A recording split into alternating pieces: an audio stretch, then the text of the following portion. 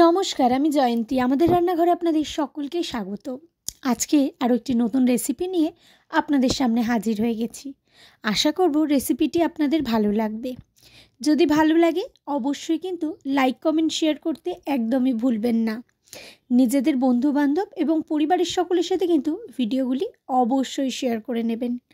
আর যারা এখনও পর্যন্ত চ্যানেলটি সাবস্ক্রাইব করেননি তাদের কাছে রিকোয়েস্ট করব, প্লিজ চ্যানেলটি সাবস্ক্রাইব করে নিয়ে পাশে থাকা বেল বাটনটি অবশ্যই প্রেস করে দেবেন। তাহলেই কিন্তু প্রথম নোটিফিকেশান আপনাদের কাছে পৌঁছে যাবে। এত কথার মাঝে তো বলাই হলো না আজকে কি রেসিপি করতে চলেছি। আজকে করতে চলেছি শাক দিয়ে কাঁকড়ার ঝোল। তো এই যে বাজারে চলে এসছি, এখান থেকে কাঁকড়া নিয়ে নিচ্ছি আর এইদিকে নিয়েছি সর্ষে শাক। তো সর্ষে শাক দিয়ে কিন্তু এই কাঁকড়ার ঝোলটা করব। এর স্বাদ কিন্তু সত্যি অপূর্ব। তো দেখতেই পেলেন বাজার থেকে কিন্তু আজকে আমি কাঁকড়া কাটিয়েই এনেছি। তো ছোট ছোট কাঁকড়াই। তো এইদিকে কাঁকড়ার বডিটা এবং তার সাথে কাঁকড়ার দাঁড়া এবং তার সাথে আরেকটা বাটিতে আমি রেখেছি কাঁকড়ার ঘিলুটা।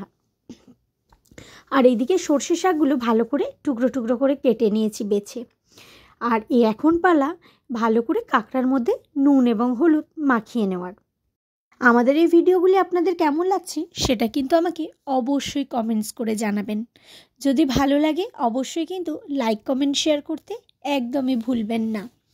তো চলুন কথা বলতে বলতে আজকে রান্নাটি করে নিই। আপনারা কিন্তু স্কিপ না করে সম্পূর্ণ ভিডিওটি দেখবেন, তাহলেই কিন্তু খুব সহজেই বাড়িতে এই রেসিপিটি তৈরি করতে পারেন।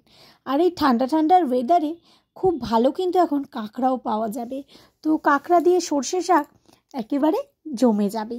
তো ভালো করে কাঁকড়ার মধ্যে আমি কিন্তু নুন হলুদ মাখিয়ে নিলাম এবং প্রথমেই দেখলেন যে কাঁকড়ার বডিটা আলাদা রেখেছি এবং দাঁড়াগুলো আলাদা রেখেছি। তো ভাজবও কিন্তু দুটি আলাদাভাবেই। প্রথমে এখন বডিগুলো ভেজে নিচ্ছি। তো কড়াইতে সর্ষের তেল দিয়ে দিয়েছিলাম, তেলটা গরম হয়ে যেতে এখন কাঁকড়ার যে বডিগুলো ছিল সমস্তগুলো দিয়ে দিয়েছি, দিয়ে একটু নাড়াটালা করে ভেজে নেব। তো এই যেই দেখতে পাচ্ছেন একটু ভালো করে কিন্তু ভেজে নিতে হবে। তো ভাজা কমপ্লিট হয়ে গেছে, এবার আমরা তুলে নেব। এইবারও বেশ কিছুটা পরিমাণে তেল দিয়েছি এবং এর মধ্যে এখন দাঁড়াগুলো ভেজে নেব। তো দেখতেই পাচ্ছেন বেশ ভালো করে কিন্তু নাড়াটালা করে ভেজে নেব।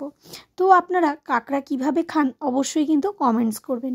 আমি তো যে বড় কাঁকড়াগুলি হয় সেগুলোর কিন্তু তরকারি খেতে ভীষণ পছন্দ করি। তো এই রেসিপিটা কিন্তু আজকে তোমাদের দাদাভাইয়ের জন্যই বানানো হলো মেনলি, কারণ ওই বলছিল, কারণ এই রেসিপিটা একদমই একটা পুরাতনী রেসিপি। তোমাদের দাদাভাইয়ের ঠাকুমা মানে আমার সম্পর্কে দিদি শাশুড়ি, ওনাকে তো আমার দেখার সত্যিই সৌভাগ্য হয়নি।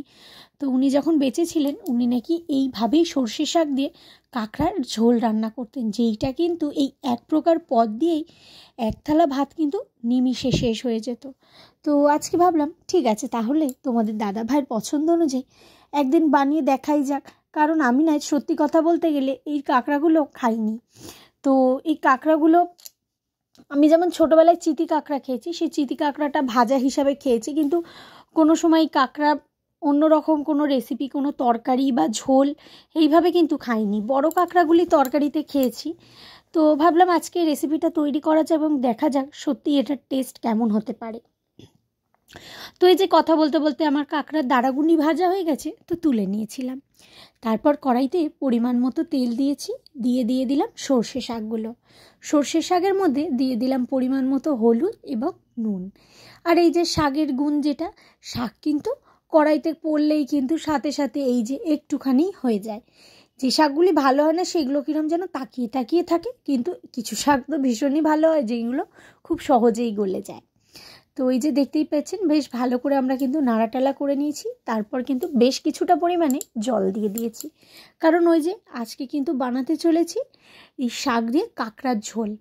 তো বেশ ভালো করে যখন ফুটছে তখন কিন্তু এবার একে একে আমরা কাঁকড়াগুলো দিয়ে দিয়েছি, যেগুলো কাঁকড়া এবং দাঁড়া একসাথে আমরা ভেজে রেখেছিলাম, মানে আলাদা ভেজেছিলাম তারপর একসাথেই রেখেছিলাম। তো সেইগুলো কিন্তু আমরা দিয়ে দিলাম, দিয়ে একটু আমরা ফুটিয়ে নেব। আমারও একটু প্রথমে কিন্তু বোধ হচ্ছিল যে কেমন খেতে হতে পারে বা কিছু, কিন্তু সত্যি বানানোর পর দেখলাম এর স্বাদ কিন্তু অপূর্ব। তো তারপর কিন্তু আমরা একটু ওর মধ্যে চিনিও দিয়েছিলাম, দিয়ে তারপর আমরা ঝোলটা নামিয়ে নিলাম। এইবার পালা ফোড়ন দেওয়ার।